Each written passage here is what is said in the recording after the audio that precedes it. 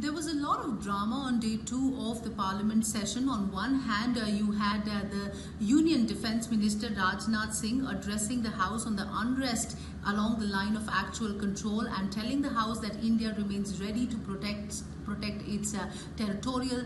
integrity as well as sovereignty. On the other hand, you had a very intense discussion on the drug probe within the film industry that had MPs like Jaya Bachchan hitting out at the BJP MP Ravi Kisan. You also had critical bills that got passed. In fact, the Lok Sabha passing the salary allowances and pensions of members of Parliament Amendment Bill 2020 that will reduce the salaries of MPs by 30% as a COVID exigency measure. Every penny counts during these times, and which is why that critical bill has been given a go-ahead by the lower house. In the upper house, we did see the Aircraft Amendment Bill 2020 being passed, and important comments being made by the Aviation Minister Hardeep Singh Puri, who said that the debt on the books of the loss-making national carrier Air India is very high, and that is going to be a critical choice between privatization or the closure of the airline. Important to note that these comments are coming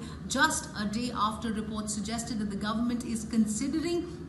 to absorb the entire 24,000 crore rupees debt on the books of Air India to woo a new buyer. Having said that, let's also get you up to speed with the important comments that were made by the Union Defence Minister Rajnath Singh as he briefed the Lok Sabha on the current situation along the line of actual control. He did say that the Indian Army remains and the Indian Armed Forces remain ready to ensure that there is peace at any cost, also telling the Parliament that the situation with China was developing since April and May of this year, this even as China has violated all the important bilateral agreements in this process. China has mobilized a large number of troops, weapons, ammunitions along the line of actual control, and India, even though we want a peaceful resolution to the crisis, we are ready for any kind of a situation. In fact, Rajnath Singh also said that through its provocative, violent and aggressive actions since April and May of this year, China has violated all the terms and conditions of the bilateral agreements that were signed between the two countries to maintain peace and tranquility, and also assured the House that the Indian Armed Forces remained ready to take on any kind of a challenge pretty successfully. In fact, this was also one of the reasons that we did see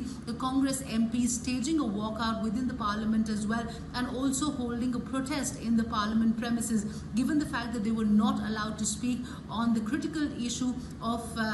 China-India border issue as well. Having said that, this is not the last that we've heard from the government or the opposition on this critical issue.